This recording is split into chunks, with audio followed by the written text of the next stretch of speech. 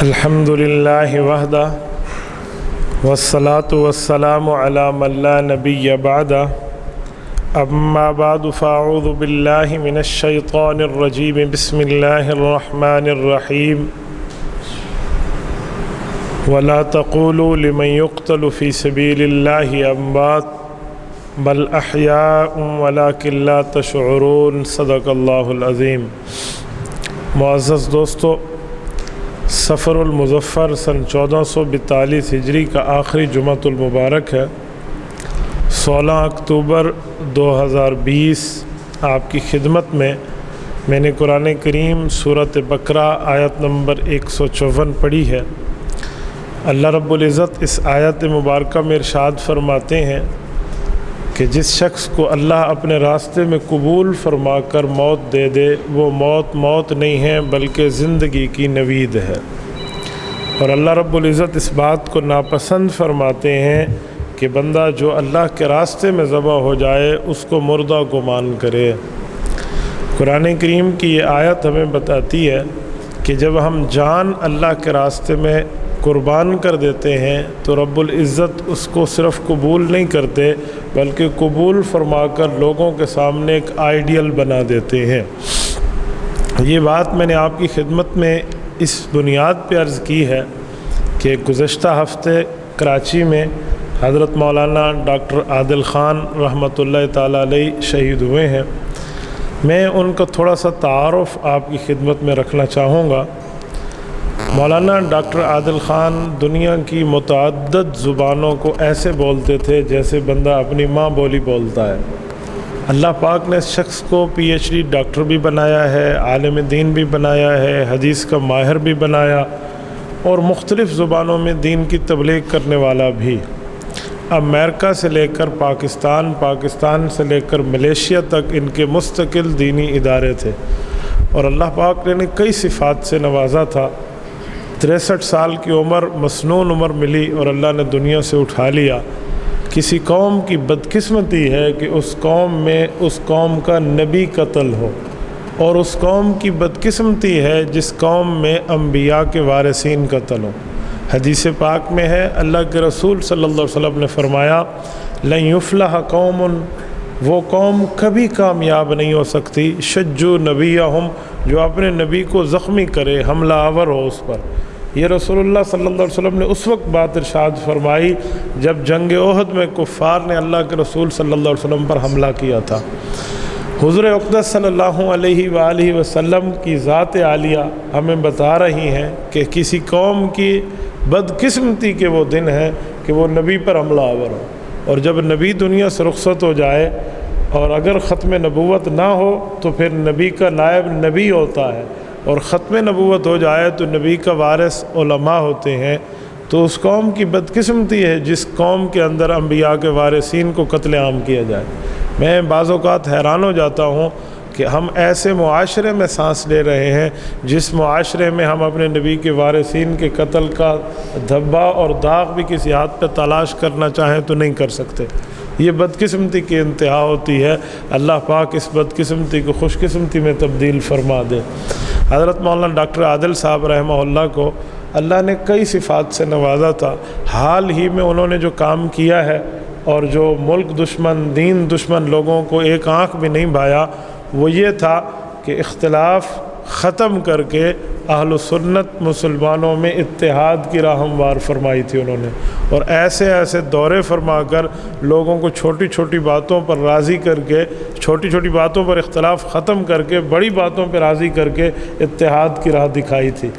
تو اللہ پاک نے انہیں قبول فرمایا۔ ان کی شہادت تو یقینی شہادت ہے، لیکن حکومت وقت پر یہ سوالیہ نشان ہے اور مختار اداروں پر یہ سوالیہ نشان ہے کہ ان کے قاتلین کو تلاش کیا جائے۔ اب ان کے قاتلوں کی تصاویر CCTV فوٹیج سے بالکل واضح ہو گئی ہے، بالکل واضح نظر آ رہی ہے، دن والی بھی اور رات والی بھی ریکی کرتے ہوئے، اور اس پر لاکھوں روپے انعام بھی طے ہو گیا ہے ان کے قاتلین پر۔ لیکن اگر حکومت سیریس ہونا تو منٹ بھی نہیں لگتا پکڑنے میں۔ تو میں آپ کی وساطت سے آج ارباب اقتدار سے یہ مطالبہ رکھوں گا کہ ان کے قاتلین کو گرفتار کر کے قرار واقعی سزا دی جائے۔ اس کی وجہ آج پورے ملک میں یوم احتجاج ہے علماء کا، اور پورے ملک میں اس بات پہ ریلی اور پہیا جام جو ہڑتال ہے اسی وجہ سے ہے کہ علماء کے قاتلوں کو گرفتار کیا جائے۔ کراچی ہمارا معیشت کا مرکز ہے، لیکن صبح سے وہاں جزوی ہڑتال تو کیا ایک ایک دکانیں خال خال نظر آ رہی ہیں کہ کسی نے کھولا ہو، تو عوام نے اس طرح تائید کی ہے۔ میری بات کا مطلب یہ تھا کہ ہمیں اس پر سنجیدگی سے غور کرنا چاہیے۔ اور ساتھ ساتھ میں ایک جملہ مزید کہتا ہوں، مولانا ڈاکٹر عادل خان صاحب کا جرم صرف یہی ہے کہ وہ کہتے تھے کہ صحابہ اور اہل بیت کی عزت اور ناموس کی حفاظت کی جائے اس ملک میں۔ میرے دوستو، یہودیوں سے کہیں نا کوئی سی بات کہ تمہارے نبی کے ساتھی ایسے تھے، وہ کبھی برداشت نہیں کریں گے اور نہیں کرنا چاہیے۔ عیسائیوں سے کہہ دیں حضرت عیسیٰ علیہ السلام کے ساتھیوں کے بارے میں، وہ کبھی ان کے خلاف برداشت نہیں کریں گے۔ یہ کیسا ہمارا اسلام ہے، ہم اپنے نبی کے ساتھیوں کے بارے میں غلط بات سنیں اور غلط بات پھیلائیں؟ حضور پاک علیہ الصلوۃ والسلام کے ساتھی وہ حضور کے صحابہ ہوں یا اہل بیت ہوں، جن کی وجہ سے ہم تک دین آیا ہے اور ہم تک دین پہنچا ہے، تو یہ انہی کی قربانیوں کی بدولت ہے۔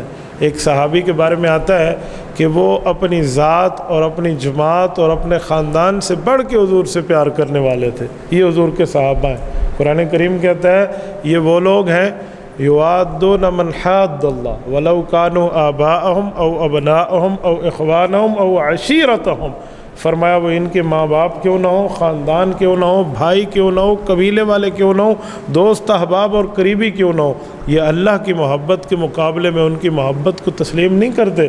کیوں؟ اولئک کتب فی قلوبہم الایمان، اس کی وجہ اللہ نے ان کے دل کے اندر ایمان کو لکھ دیا ہے۔ جسے اللہ لکھ دے اسے دنیا کی کوئی طاقت مٹا نہیں سکتی۔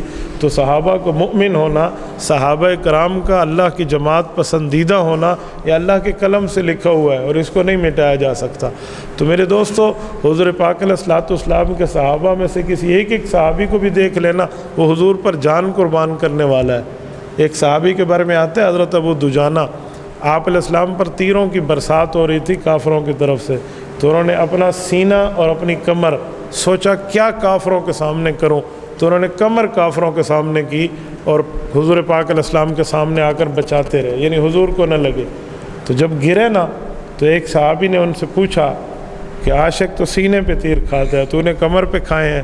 اس نے کہا بات تو آپ کی ٹھیک ہے، لیکن اس موقع پہ اگر میں کافروں کی طرف سینہ کرتا تو کمر میرے نبی کو ہو جاتی، میں پیٹھ اپنے نبی کو برداشت نہیں کرتا۔ ایک صحابی کے بارے میں آتا ہے کہ اس کا ایک بھائی تھا، وہ کافر تھا، وہ کافروں کی طرف سے اسلام پر حملہ آور ہوا لڑنے کے لیے، اور یہ مسلمانوں کے دفاع میں، اللہ کے رسول کے دفاع میں ساتھ تھے دونوں بھائی، ایک خون، ایک خاندان، ایک ماں باپ کی اولاد تھے۔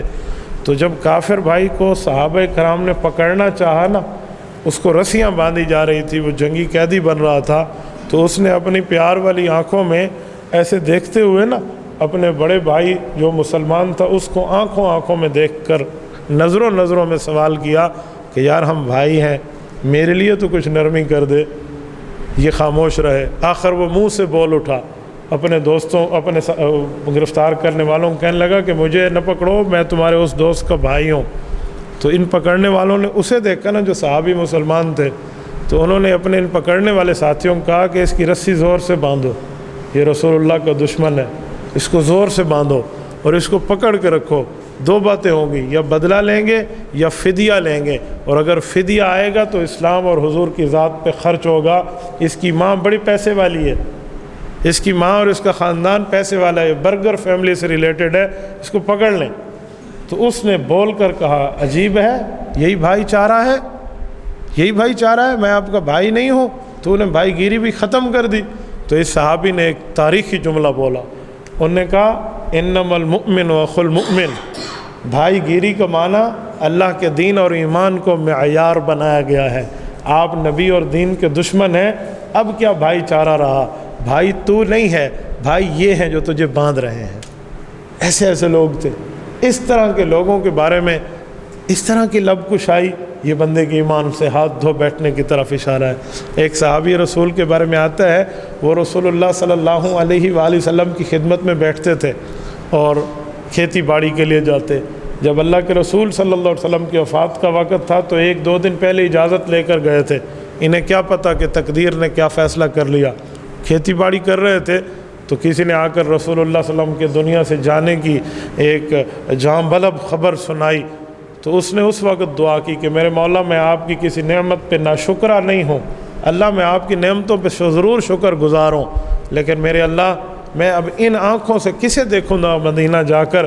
میں جب جاتا تھا حضور کا دیدار کرتا تھا، وہ بھی دنیا سے چلے گئے، میرے اللہ میری نافرمانی نہ سمجھنا، میری آنکھیں اٹھا لے، مجھے اندھا کر دے، مجھے یہ بینائی اب نہیں چاہیے جس آنکھوں سے میں رسول اللہ کا دیدار نہ کر سکوں۔ کہتے ادھر سے دعا ختم ہوئی، اللہ نے اس کی بینائی اٹھا لی۔ ایسے ایسے لوگ آپ کہاں سے لیں گے؟ ایسا طبقہ آپ کہاں سے لیں گے؟ اب حضرت علی کو اللہ کے رسول نے اس وقت بلوایا جب 100 کافر حضور کے دروازے پہ کھڑے ہو کے تلواریں اٹھائے ہوئے ہیں، اور حضرت علی حضور کے بستر پہ بڑے آرام سے سو رہے ہیں اور نیند کر رہے ہیں، رسول اللہ صلی اللہ علیہ وسلم کے اس بستر پہ جس پر مارنے کے لیے کافر آیا ہوا ہے۔ قرآن کریم اس نقشہ کھینچتا ہے اس بات کا، وَإِذْ يَمْكُرُ بِكَ الَّذِينَ كَفَرُوا لَيُثْبِتُوكَ أَوْ يَقْتُلُوكَ أَوْ يُخْرِجُوكَ۔ یہ منظر ہے جب ایک ایک قبیلے کا بندہ آیا ہوا ہے تاکہ قصاص اور بدلہ کوئی ایک قبیلہ نہ دے، پورا مجمع ہوگا تو قصاص ختم ہو جائے گا۔ اس وقت حضرت علی حضور کے بستر پہ سو رہے ہیں۔ اس طرح جان جوکھیوں میں صحابہ نے خود کو حضور پاک کے واسطے ڈالا تھا، اور وہ ابو بکر صدیق جس کی 6 ریشم کی دکانیں تھیں مکہ میں، اس نے 6 سے 5، 5 سے 4، 4 سے 3، 3 سے 2، 2 سے 1، 1 سے ختم کر کے ایمان پہ لگایا ہے، اسلام پہ لگایا ہے، حضور کی ذات پہ لگایا ہے، لیکن آپ علیہ الصلوۃ والسلام اور دین کے خلاف کچھ برداشت نہیں کیا۔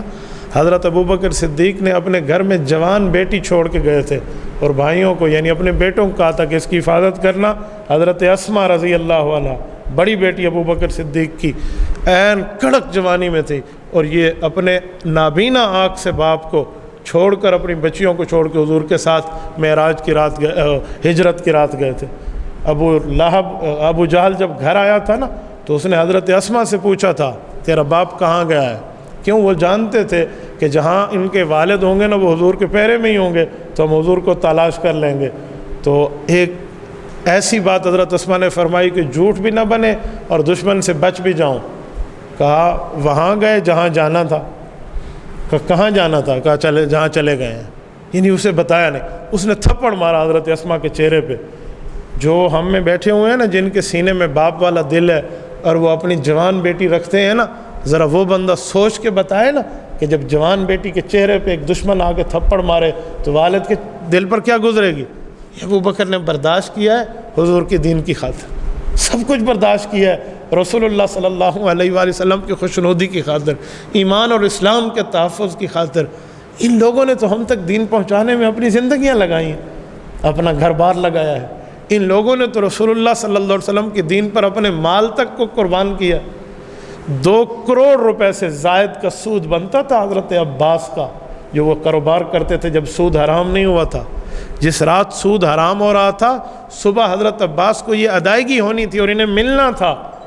رات کو اللہ کے رسول پر آیت اتری ہے، انما الخمر والمیسر والانصاب والازلام رجس من عمل الشیطان فاجتنبوہ، ایک حرمت خمر کے بارے میں، اور پھر شراب کے بارے میں، اور اس کے ساتھ جوئے کے بارے میں، اور اس کے ساتھ سود کے بارے میں آیت آئی۔ فرمایا آپ سود چھوڑ دو، یمحق اللہ الربا ویربی الصدقات، اللہ آپ کو نیکیاں دے گا، پچھلے گناہ رب معاف کر دے گا، سود ختم ہے، اب آپ نے سود نہیں لینا، سود حرام۔ یہ آیات اتری۔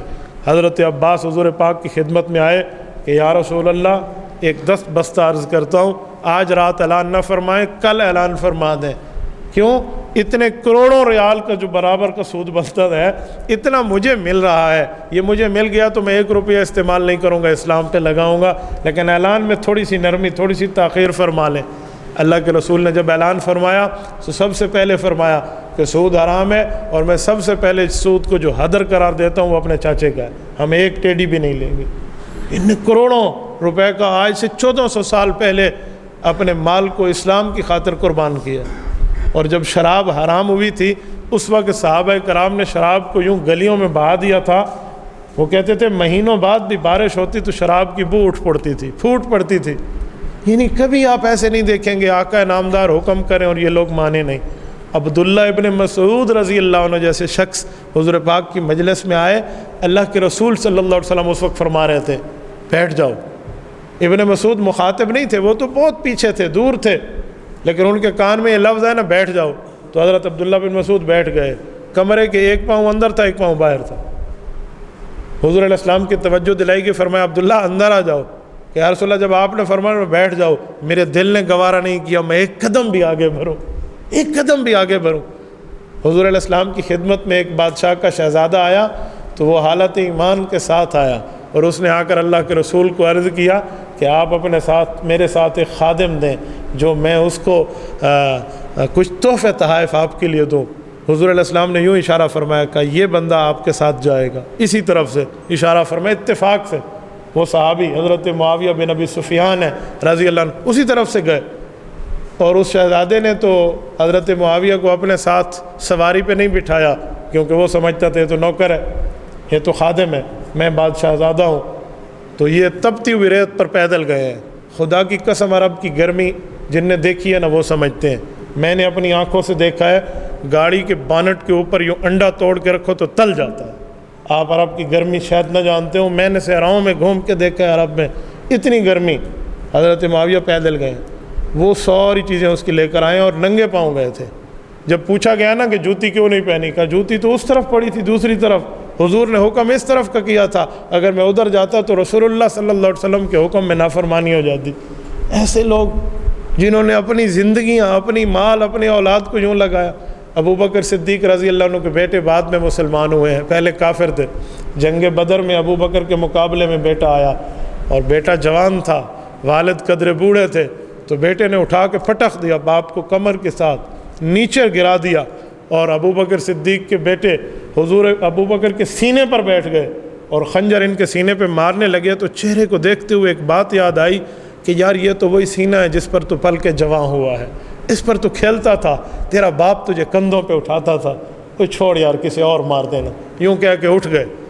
ایک وقت آیا جب ابو بکر صدیق کے بیٹے مسلمان ہوئے، صحابی بنے اور اچھا اسلام پایا، رسول اللہ صلی اللہ علیہ وسلم کے قریبی لوگوں میں شمار ہوئے۔ اور ایک دن باپ بیٹا بیٹھے تھے تو باتوں باتوں میں بیٹے نے ابو کو یہ بات یاد دلائی۔ ابو بکر صدیق کہا ابو وہ وقت یاد ہے؟ حضرت صدیق اکبر نے اس بات کو چھپاتے ہوئے کہا کون سا وقت؟ حالانکہ بالکل یاد تھا یہ بات کیا کر رہا ہے۔ کہا ابو وہ وقت، کہا تھوڑا بتاؤ گے؟ کہ وہ بدر میں جب میں نے آپ کو چاروں شانے چت گرا دیا اور آپ کے سینے پر بیٹھ کے آپ کو مارنے لگا تھا۔ تو کہا جی مجھے یاد ہے۔ کہ چھوڑ کیوں دیا تھا؟ کہ میں نے کہا میرے ابو ہیں، مارنے کے لیے دنیا میں کوئی اور تو ہے، میں نے آپ کو چھوڑ دیا تھا۔ تو بیٹا تو نے چھوڑ دیا تھا، اگر میری جگہ تیری جگہ میں ہوتا نا اور تو اسلام کے مقابلے میں ایسے آیا تھا اور میری پکڑ میں آتا تو آج تیری گردن تیرے تن پہ سلامت نہ ہوتی۔ یہ ابو بکر صدیق جس کی نرمی دنیا میں مشہور ہے، یہ ابو بکر صدیق، اندازہ لگے انہوں نے یوں اپنی جان مال وقت کو لگایا۔ تبوک کے موقع پہ صحابہ کے پاس اس وقت خرچ کرنے کے لیے کچھ نہیں تھا، 1000 کلومیٹر کا پیدل سفر تھا، ان صحابہ نے جانا ہے۔ تبوک 900-950 کلومیٹر مدینہ پاک سے سفر ہے ایک طرف سے۔ یہ رسول اللہ صلی اللہ علیہ وسلم کے بڑھاپے کی آخری غزوہ اور جنگ ہے جس میں اللہ کے رسول کے داڑھی مبارک کے 15 سے زائد بال سفید تھے۔ اس موقع پر جب مال کی ضرورت تھی تو حضرت عثمان نے اپنے بزنس پارٹنر سے وہ مال منگوانا تھا تو ان نے پہلے ہی منگوا لیا، اور 300 اونٹ حضرت عثمان نے مال سے لدے ہوئے رسول اللہ صلی اللہ علیہ وسلم کی خدمت میں پیش کیے، اور سونے اور چاندی کے ڈھیر لگا دیے حضور پاک کے سامنے۔ اللہ کے رسول صلی اللہ علیہ وسلم عثمان کو دعا دی، اور اس مال کو حضور علیہ السلام یوں بائیں ہاتھ مبارک سے دائیں ہاتھ مبارک پہ پھیر کے فرماتے ما ضر عثمان بعد ھذا اليوم، میرا اللہ مجھ سے وعدہ کر رہا ہے کہ عثمان نے آج اتنی بڑی نیکی کی ہے، اس جیسی نیکی کوئی بھی نہیں کر سکتا، اور عثمان کو اس نیکی سے اللہ اتنا فائدہ دے گا کہ کوئی گناہ بھی ہو گیا تو اسے نقصان نہیں دے گا۔ ان لوگوں نے اتنی اپنی جانیں لگائی ہیں، اتنا اپنا مال، اتنا اپنا وقت، اتنے اپنے معاملات لگائے ہیں۔ سعد ابن ربیع ایک صحابی ہیں، جب شہید ہونے لگے تھے تو حضرت عمر رضی اللہ عنہ کو پیغام بھجوایا تھا کہ عمر ایمان لانے میں آپ پہل لائے تھے لیکن جنت جانے میں ہم نے پہل کی ہے۔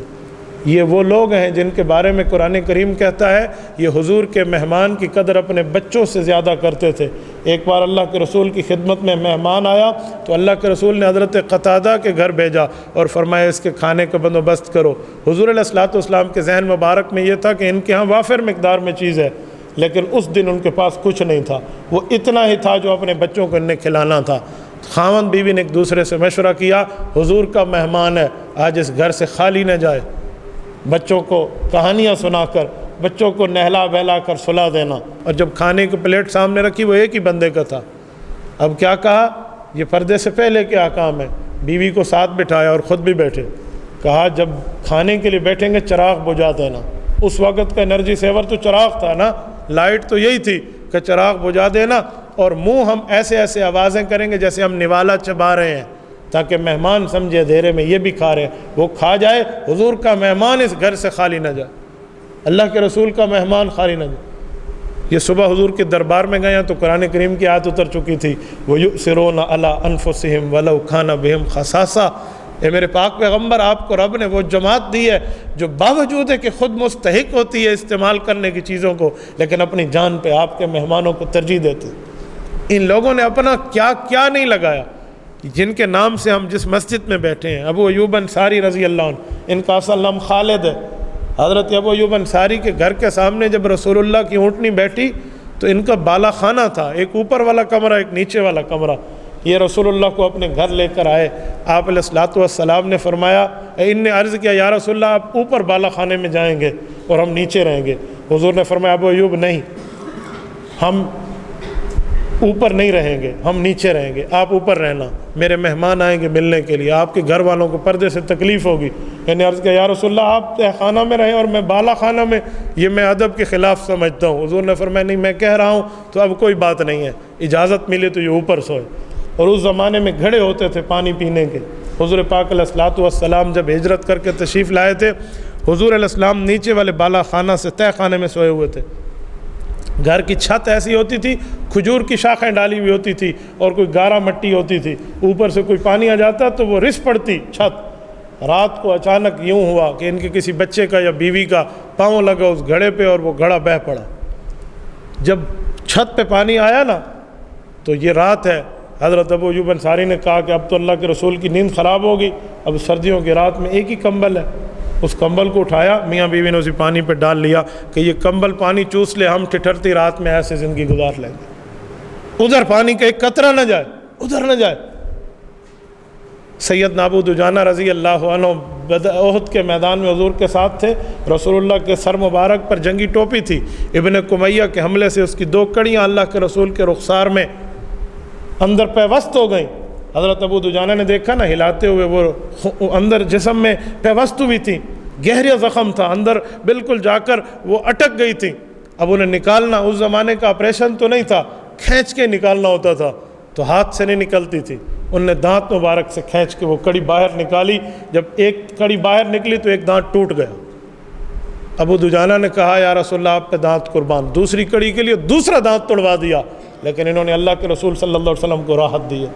رسول اللہ صلی اللہ علیہ وسلم کے آرام میں خلل نہیں ڈالا، رسول اقدس صلی اللہ علیہ وسلم کے اوپر تن من دھن لگایا ہے، رسول اللہ صلی اللہ علیہ وسلم پہ اپنی جان مال۔ میں کہاں تک صحابہ کرام کی بات آپ کی خدمت میں کروں، میں صرف علامہ ذہبی کی ایک بات پیش کرتا ہوں جس سے آپ خود سمجھ جائیں یہ کون لوگ ہیں۔ وہ فرماتے ہیں یہ اللہ کے وہ فرشتے ہیں جو زمین پہ چلنے والے ہیں۔ آخری بات کرتا ہوں اور بات ختم۔ ایک ولی اللہ کہتے ہیں میرے دل میں ایک خیال پیدا ہوا کہ میں اگر اللہ کے رسول کے دور میں ہوتا تو حضور پاک علیہ السلام کی خدمت کرتا، حضور پر مال لگاتا، جان لگاتا، رسول اللہ صلی اللہ علیہ وسلم پر سب کچھ قربان کرتا۔ اے کاش اے میرے مولا تو بھی مجھے صحابی بنا دیتا۔ کہتے مجھے نہیں پتا کہ میری یہ دعا میرے آداب کے خلاف ہے، صحابہ کے ادب کے خلاف ہے، مجھے یوں نہیں مانگنی چاہیے، لیکن پھر مجھے تنبیہ ہوئی۔ رات کو میں سویا تو میں نے خواب دیکھا اللہ کے رسول ایک سواری پر بیٹھے اور سواری چڑھائی پر چڑھ رہی ہے، حضور کے ساتھ صحابی بھی ہے، کہتے پچھلی سیٹ پر یا پچھلی جگہوں پر میں بھی ہوں، جو اس زمانے کی سواری تھی اس کے مطابق۔ کہ چڑھائی پہ چڑھتے ہوئے اس سواری میں کوئی خرابی ہوئی اور وہ یکایک پیچھے آنے لگی۔ کہتے ہیں میں نے چھلانگ لگائی، اس چڑھائی سے میں نیچے آیا اور میں نے کوئی پتھر ڈھونڈے تاکہ اس سواری کے پہیے میں دوں اور اوٹ بن جائے اور وہ رکاوٹ ہو تاکہ وہ نیچے نہ آئے اور حضور کو تکلیف نہ ہو۔ کہتے ہیں جب میں پتھر تلاش کر کے آیا تو حضور کی سواری رکی ہوئی تھی اور اللہ کے رسول کو کوئی تکلیف نہیں تھی۔ کہتے ہیں میں نے دل میں سوچا شاید اللہ نے حضور کا معجزہ دکھایا، آپ علیہ السلام تکلیف سے بچ گئے۔ کہتے ہیں میں قریب آیا تو میری حیرت کی انتہا نہ رہی، جو صحابی حضور کے ساتھ بیٹھے تھے نا اس نے اتر کے خود کو پہیے کے نیچے رکھ لیا۔ کہا پھر مجھے تنبیہ ہوئی کہ تو اس وقت ہوتا تو پتھر تلاش کرنے گیا ہوتا، صحابی خود آڑ بن گیا ہے، یہ خود آڑ بن گیا ہے، اس نے یوں اپنی رسول اللہ صلی اللہ علیہ وسلم پہ جان کو قربان کیا۔ انہیں ایسے میڈل نہیں ملا رضی اللہ عنہم ورضوا عنہ۔ ہماری زندگیاں گزر جاتی ہیں رو رو کے رب راضی ہو جا، قربان جائیں اس جماعت پہ جن کو اللہ کہہ رہا ہے میں تم سے راضی ہوں۔ جنت میں جب بندے جائیں گے نا، جنت میں ایک کام حدیث پاک میں ایسا ہوگا، اگر وہ کام دنیا میں ہوتا نا اور موت ہوتی دنیا میں تو اس کام کی خوشی میں جنتیوں کو موت آ جاتی۔ وہ کام کیا ہے؟ فرمایا جنتیوں کو اللہ پاک جنت جانے کے بعد سب سے آخری انعامات کے طور پہ ایک بہت بڑا انعام دیں گے، وہ یہ ہوگا، اللہ فرمائے گا اے میرے جنتیوں میں آپ پہ راضی ہوں، آج کے بعد ناراض نہیں ہوں گا۔ کہ یہ اللہ کی رضا کی سرٹیفکیٹ اتنی بڑی ہوگی کہ اگر موت ہوتی تو کلیجے پھٹ جاتے اور موت آ جاتی، لیکن موت نہیں ہے جنت میں، اس لیے جنتی یہ ہضم کر پائیں گے اور برداشت ہو جائے گی بات۔ یہ سرٹیفکیٹ جو جنتیوں کو جنت میں ملے گی نا، صحابہ کرام کو موت سے پہلے ملی ہے، دنیا میں ملی۔ رضی اللہ عنہم ورضوا عنہ۔ آپ قرآن کریم کی آیات کھولیے، کوئی 1000 سے زائد آیات ہیں، اللہ اکبر، جو صحابہ کرام کی ذوات اقدس کے لیے اللہ پاک نے قرآن کریم میں دی ہے۔ میں نے چند دنوں پہلے ماشاءاللہ 3 سے 4 افراد کا کام دیکھا ہے جنہوں نے ان آیات کو اکٹھا کیا ہے، اللہ پاک ان کے اس کام کو قبول فرمائے۔ صحابہ کرام کی آیات آپ قرآن کریم کا پہلا صفحے سے آخری صفحے تک چلے جائیں، پہلے صفحے میں دیکھیں نا، اہدنا الصراط المستقیم، رب سیدھا راستہ دکھا، کون سا؟ صراط الذین، بولیے صراط الذین انعمت علیہم، وہ راستہ جن پر آپ نے کیا کیا ہے؟ انعام کن پہ کیا ہے؟ سورۃ النساء نمبر 69 میں رب فرماتے ہیں انعم اللہ علیہم من النبیین والصدیقین والشہداء والصالحین وحسن اولئک رفیقا۔ کا لوگوں دوستی کرنا چاہتے ہو تو انعام یافتہ طبقہ 4 ہیں، نبی کا، صحابہ کا، شہداء کا، اولیاء کا۔ تو ہم ہر نماز میں صحابہ کرام پر انعام یافتہ طبقے کے راستے کو مانگ رہے ہیں، تو قرآن کے پہلے صفحے پر بھی صحابہ کا ذکر ہے، اور آخری صفحے پہ جائیں تو قل اعوذ برب الناس ملک الناس الہ الناس، مجھے پناہ ہے لوگوں کے رب کی، میں پناہ مانگتا ہوں، اعلان کر دیں مجھے لوگوں کے رب کی پناہ چاہیے۔ قل اعوذ برب الناس ملک الناس، جو تمام لوگوں کا بادشاہ ہے، الہ الناس، جو ان کا خدا ہے، مشکلوں میں ان کی مدد کرنے والا ہے۔ یہ لوگ کون تھے جو اللہ کو خدا مان رہے تھے اس وقت؟ یہ کون تھے جو اللہ کو الہ مان رہے تھے؟ یہ کون تھے جو رب کو بادشاہ مان رہے تھے؟ حضور کے صحابہ نہیں تھے تو کون تھے؟ پہلے سے لے کر آخری صفحے تک اللہ نے صحابہ کی باتیں کی ہیں اور ان کو میڈل دیا ہے۔ کہیں اولئک هم المفلحون، کامیاب بننا چاہتے ہو حضور کی جماعت کو دیکھ لو، اولئک هم الصادقون، سچا بننا چاہتے ہو ان سچوں کو دیکھ لو، اولئک هم الصدیقون، تصدیق بننے والے بننا چاہتے ہو تو ان کو دیکھ لو، اور اولئک هم المؤمنون حقا، حقیقی مومن دیکھتے ہو تو ان کو دیکھ لو، اولئک کتب فی قلوبہم الایمان، ان کے دلوں میں اللہ نے ایمان لکھا ہے، اور یہ کون ہے؟ اولئک حزب اللہ، یہ اللہ کا لشکر ہے، اور اولئک ہم خیر البریہ، یہ اس دھرتی پر بہترین مخلوق ہے، اور دشمن صحابہ کے لیے اولئک ہم شر البریہ، اس دھرتی پہ سب سے بدترین مخلوق ہے۔ کیوں؟ رسول اللہ نے ان کو پڑھایا ہے، جن کا استاد رسول اللہ تو شاگردوں کو قرآن حزب اللہ کہتا ہے۔ کیوں؟ پڑھنے والے جو تھے وہ اللہ کا لشکر ہے، پڑھانے والے جو ہیں وہ اللہ کا رسول ہے، اور جس کو پڑھ رہے تھے وہ کلام اللہ ہے، اللہ کی کتاب۔ اور جب پڑھنے کے بعد امتحان ہوا تو اولئک الذین امتحن اللہ، امتحان لینے والا اللہ ہے، اور نتیجہ آیا رضی اللہ۔ تو یہ لوگ ہیں، ان کی عظمت اور عزت اور ناموس اور مقام اور مرتبہ محفوظ، ایمان محفوظ۔ ان کی عزت اور ناموس پہ حرف آئے گا تو ایمان پہ حرف آئے گا۔ جو میں نے مولانا ڈاکٹر عادل خان شہید رحمہ اللہ کی بات کی ہے، وہ اسی صحابہ اور اہل بیت کی ناموس کا جھنڈا لے کر اٹھے تھے، اور انہی کے لیے ملک میں نظام خلافت راشدہ کے قیام کی بات کرتے تھے۔ ظالموں نے ہم سے بندہ کھینچ لیا ہے، لیکن یاد رکھیں ایک قیامت کی دربار بھی آنا ہے۔ حدیث پاک میں جب شہید آئے گا نا قیامت کے دربار میں، تو اس کا خون اس وقت یوں جسم سے نکل رہا ہوگا جیسے تازہ شہید ہوا ہو، اور اس کے خون سے مشک اور عنبر کی خوشبو اور کافور جیسی خوشبوئیں پھوٹ رہی ہوں گی، اور دشمن بھی دیکھ کر کہے گا میرے مولا اس کے قاتل کو قرار واقعی سزا دینی چاہیے۔ تو میں آپ کی وساطت سے، ارباب اختیار سے یہ بات رکھوں گا کہ مولانا عادل کے قاتلوں کو گرفتار کیا جائے۔ آپ تائید کرتے ہیں علماء کے قاتلوں کو گرفتار کیا جائے؟ یہ رسول اللہ صلی اللہ علیہ وسلم کے وارث ہے، ان کے قاتلوں کو گرفتار کریں اور قرار واقعی سزا دی جائے، تاکہ اس ملک میں ایسے بھیانک صورتحال پیدا نہ ہو۔ اللہ آپ کو اور ہمیں حضور کے صحابہ اور اہل بیت کی قدر کی توفیق عطا فرمائے۔ وآخر دعوانا ان الحمد للہ رب العالمین۔